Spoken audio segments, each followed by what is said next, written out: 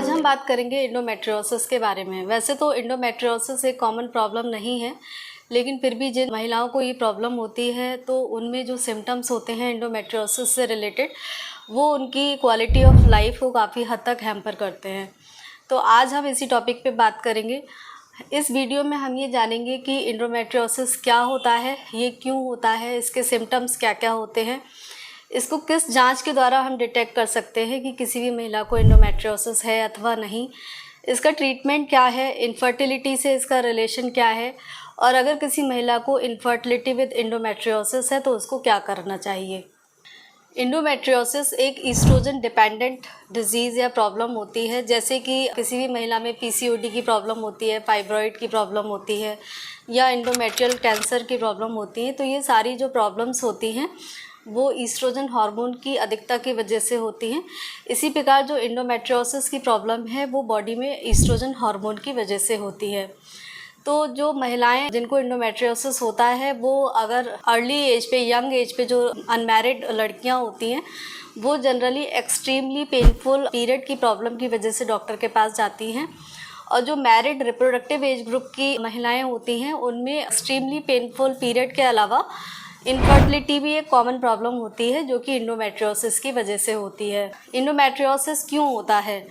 इंडोमेट्रियोसिस होने का जो रीज़न है वो उसके लिए अभी तक कोई सॉलिड रिसर्च नहीं मिल पाई है, लेकिन जो इसकी एक वजह सामने आई है उसमें ये बताया गया है कि जो यूट्रस की जो अंदर की लाइनिंग होती है जिसको कि हम इंडोमेट्रियम कहते हैं, ये अगर रेट्रोग्रेड ट्यूब्स के थ्रू होकर पेट में निकल जाती है या फिर जो हमारी एब्डोमिनल कैविटी है अगर उसमें इंडोमेट्रियल टिश्यू चला जाता है और यूट्रस के आसपास के जो ऑर्गन्स हैं उस पर डिपॉजिट हो जाता है, तो इस कंडीशन को इंडोमेट्रियोसिस कहते हैं।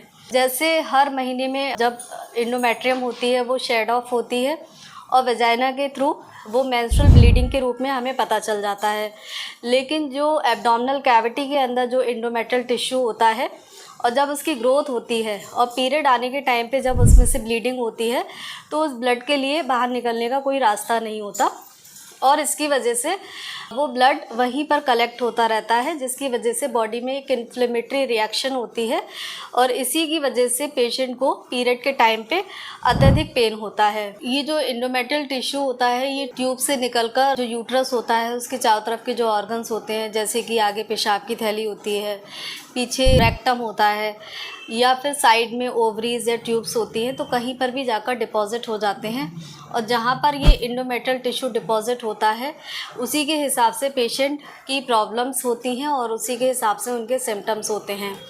लॉन्ग स्टैंडिंग डिजीज़ में यानी कि जब प्रॉब्लम ज़्यादा बढ़ जाती है तो ओवरी के अंदर जो इंडोमेट्रियल टिश्यू होता है वहाँ पर चॉकलेट सिस्ट बनाता है, जिसके अंदर चॉकलेट कलर का एक फ्लूइड भरा होता है, इसीलिए इसका हमने जो चॉकलेट सिस्ट के नाम से इसको बोला जाता है। अगर ये इंडोमेट्रियल टिश्यू ट्यूब्स में डिपॉजिट हो जाता है तो ये ट्यूब्स को ब्लॉक कर सकता है या फिर ट्यूब्स की एनाटॉमी को डिस्टॉर्ट कर सकता है, जिससे कि ट्यूब की पेटेंसी या तो हैम्पर हो जाती है या ट्यूब्स पूरी तरह से ब्लॉक हो जाती हैं। अगर यही ब्लैडर पर डिपॉजिट हो जाता है तो पेशेंट को पेनफुल यूरिनेशन की कंप्लेन होती है और रेक्टम पे डिपॉजिट होने पे पेशेंट को पेनफुल डेफिकेशन होता है। कभी कभी पेशेंट को यूट्रोसैक्रल लिगामेंट जो होते हैं वहाँ पर अगर इंडोमेट्रियल टिश्यू डिपॉजिट हो जाता है तो उनको पेनफुल इंटरकोर्स की भी शिकायत होती है। तो इंडोमेट्रियोसिस के जो प्रमुख सिम्टम होते हैं वो होता है पेनफुल मेंस्ट्रुएशन, जो कि इसका प्रमुख सिम्टम होता है। रिप्रोडक्टिव एज ग्रुप की महिलाओं में पेनफुल मेंस्ट्रुएशन के साथ साथ इनफर्टिलिटी की भी प्रॉब्लम होती है। पेनफुल यूरिनेशन की कंप्लेंट पेशेंट को हो सकती है। पेनफुल डिफिकेशन या पासेस ऑफ स्टूल कभी कभी पेनफुल होता है ऐसे पेशेंट में। कभी कभी अगर रेक्टम और ब्लैडर इन्वॉल्व होते हैं तो फिर यूरिन और स्टूल में ब्लड आने की भी शिकायत रहती है। इनफर्टिलिटी एक कॉमन प्रॉब्लम इंडोमेट्रियोसिस के साथ में होती है और ओल्ड एज ग्रुप की महिलाओं को अगर इंडोमेट्रियोसिस है यानी कि लॉन्ग स्टैंडिंग इंडोमेट्रियोसिस है तो रेयर केस में कभी कभी इंडोमेट्रियल कैंसर को भी ये इसकी वजह बन सकता है। तो इंडोमेट्रियोसिस के लिए क्या क्या इन्वेस्टिगेशन होती है या हम कैसे डिटेक्ट करते हैं कि किसी भी पेशेंट को इंडोमेट्रियोसिस है? तो जब भी कोई पेशेंट हमारे पास आता है तो हिस्ट्री एक इम्पॉर्टेंट पार्ट होता है उसकी किसी भी प्रॉब्लम को डायग्नोज करने का। तो अगर कोई महिला ये कहती है कि उसको शुरू से ही काफ़ी पेनफुल पीरियड रहे हैं, या कोई महिला इनफर्टिलिटी की आती है और वो कहती है कि पेनफुल पीरियड के साथ साथ उसको कंसीव करने में दिक्कत हो रही है, या फिर कुछ महिलाएं पेनफुल यूरिनेशन या पेनफुल डेफिकेशन की कंप्लेंट के साथ आती हैं, तो इससे हमें एक क्लू मिल जाता है कि इस पेशेंट को एंडोमेट्रियोसिस हो सकता है।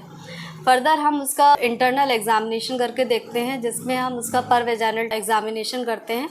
इसमें हम देखते हैं कि जो यूट्रस होता है वो टच करने पे उनको काफ़ी पेन होता है, या फिर यूट्रस थोड़ा सा बल्की हो सकता है, मतलब यूट्रस का साइज़ नॉर्मल से थोड़ा सा बड़ा हो सकता है। इंटरनल एग्जामिनेशन में हमें ये भी देखने को मिलता है कि जो यूट्रस की मोबिलिटी है वो थोड़ी सी रिस्ट्रिक्टेड हो सकती है।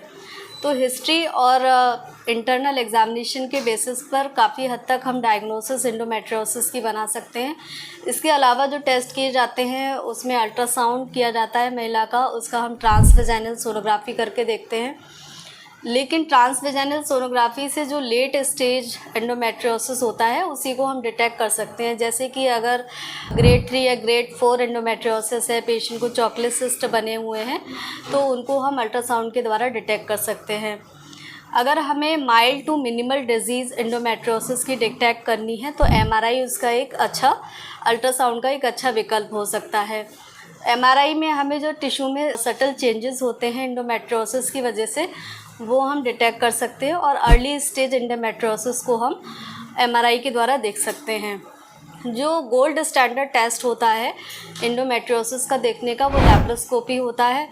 इसमें हम पेट में 1 या 2 छोटे छोटे होल 1 सेंटीमीटर के बनाकर हम यूट्रस और उसके चारों तरफ के टिश्यू को डायरेक्टली विजुअलाइज कर सकते हैं, और एंडोमेट्रियल टिश्यू यूट्रस या उसके चारों तरफ के ऑर्गन्स का है या नहीं है, वो हम डायरेक्टली लैप्रोस्कोपी के द्वारा देख सकते हैं और एंडोमेट्रियोसिस की डायग्नोसिस को कंफर्म कर सकते हैं। अब बात आती है कि ट्रीटमेंट की, तो एंडोमेट्रियोसिस का ट्रीटमेंट कैसे किया जाता है, क्या इसका परमानेंट क्योर हो सकता है या नहीं हो सकता है। तो इसका जो ट्रीटमेंट होता है वो बेसिकली पेशेंट की एज और उसके सिम्टम्स के बेसिस पे किया जाता है। अगर कोई अनमैरिड लड़की एक्सट्रीमली पेनफुल पीरियड की कंप्लीट लेकर हमारे पास आती है, तो जनरली हम जो है उनको पेन किलर एडवाइस करते हैं, और अगर पेन किलर लेने के बाद भी उस पेशेंट को रिलीफ नहीं मिलता है तो हार्मोनल मेडिकेशन दी जाती हैं।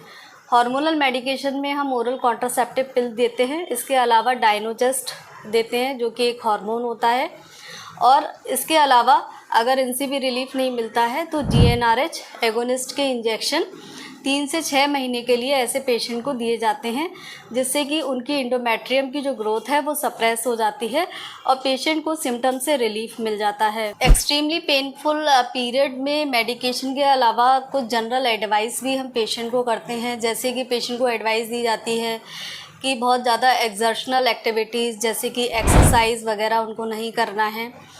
कैफ़ीन वाले पेय पदार्थ जैसे कि चाय, कॉफ़ी, इनका यूज़ नहीं करना है या कम से कम करना है।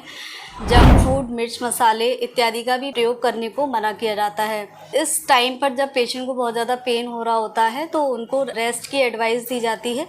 इसके अलावा उनको ईज़िली डाइजेस्टेबल फूड लेने को बोला जाता है, और बॉडी को हाइड्रेट करने के लिए पानी की मात्रा का सेवन बढ़ाया जाता है।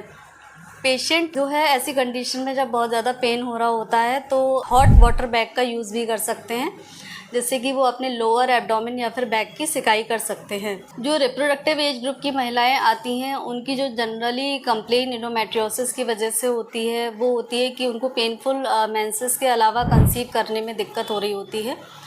तो ऐसी महिलाओं का ट्रीटमेंट बेसिकली उनकी इनफर्टिलिटी को ध्यान में रख के किया जाता है। तो जब एंडोमेट्रियोसिस का ग्रेड अगर मिनिमल टू माइल्ड है तो ऐसे पेशेंट को हम ओव्यूलेशन इंडक्शन और बेसिक मेडिकल ट्रीटमेंट के द्वारा ट्रीट करते हैं। लेकिन और भी कोई इनफर्टिलिटी का फैक्टर ऐसे कपल्स को नहीं होना चाहिए। लेकिन अगर किसी महिला को मॉडरेट टू सीवियर एंडोमेट्रियोसिस है या फिर मिनिमल टू माइल्ड एंडोमेट्रियोसिस में मेडिकल ट्रीटमेंट के बाद भी रिस्पांस नहीं मिल रहा है, या फिर कपल में कोई और भी इनफर्टिलिटी का फैक्टर है, तो ऐसे पेशेंट को लैप्रोस्कोपी करवाने की सलाह दी जाती है। लैप्रोस्कोपी में हम देखते हैं कि पेशेंट को एंडोमेट्रियोसिस किस ग्रेड का है, ये कंफर्म करते हैं कि मॉडरेट टू सीवियर ग्रेड का है या फिर माइल्ड टू मिनिमल है। अगर मॉडरेट टू सीवियर ग्रेड का होता है तो और कोई सिस्ट वगैरह ओवरी में है, जैसे कि चॉकलेट सिस्ट है, तो उसका रिमूवल किया जाता है। अगर ट्यूब्स उसकी चिपकी हुई हैं तो एडहेसियोलिसिस करते हैं, या फिर जो एडेशंस होते हैं उनका हम रिमूवल करते हैं।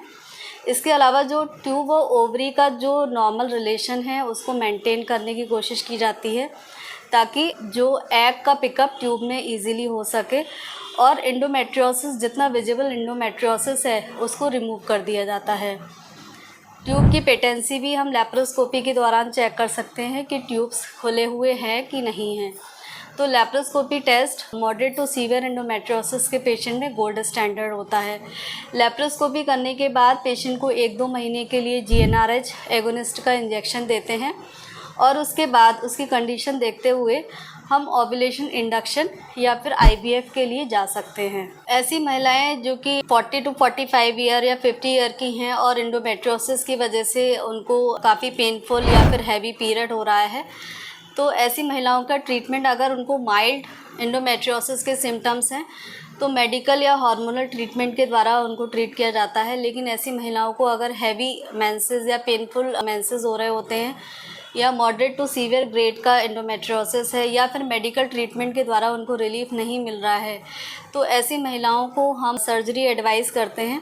इसमें हम ऑपरेशन के द्वारा यूट्रस को रिमूव कर देते हैं। इसके साथ साथ ओवरीज और ट्यूब्स को भी रिमूव कर दिया जाता है, जिससे कि बॉडी में ईस्ट्रोजन हार्मोन बनना बंद हो जाता है और जो एंडोमेट्रियोसिस का प्रोसेस है वो भी रुक जाता है, और पेशेंट को जो है एंडोमेट्रियोसिस से परमानेंट रिलीफ मिल जाता है। एंडोमेट्रियोसिस का क्या परमानेंट क्योर हो सकता है? कुछ पेशेंट आते हैं कि 3-4 महीने का ट्रीटमेंट लेते हैं, मेडिकल ट्रीटमेंट, और उसके बाद उनको उस टाइम में रिलीफ मिल जाता है, लेकिन कुछ समय के बाद या फिर उनकी लैप्रोस्कोपी होती है तो 3 से 6 महीने के लिए उनको रिलीफ मिलता है, लेकिन 6 महीने के बाद वो प्रॉब्लम धीरे धीरे फिर बढ़ने लगती है।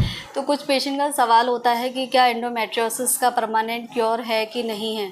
तो जो एंडोमेट्रियोसिस की प्रॉब्लम है वो ईस्ट्रोजन हार्मोन के वजह से होती है, लेकिन ईस्ट्रोजन हार्मोन बॉडी में बनना जब भी बंद होता है जब हम किसी भी महिला का या तो सर्जिकल मेनोपॉज यानी कि उसका यूट्रस और ओवरी रिमूव कर दें, अथवा उसका नेचुरल मेनोपॉज हो जाए।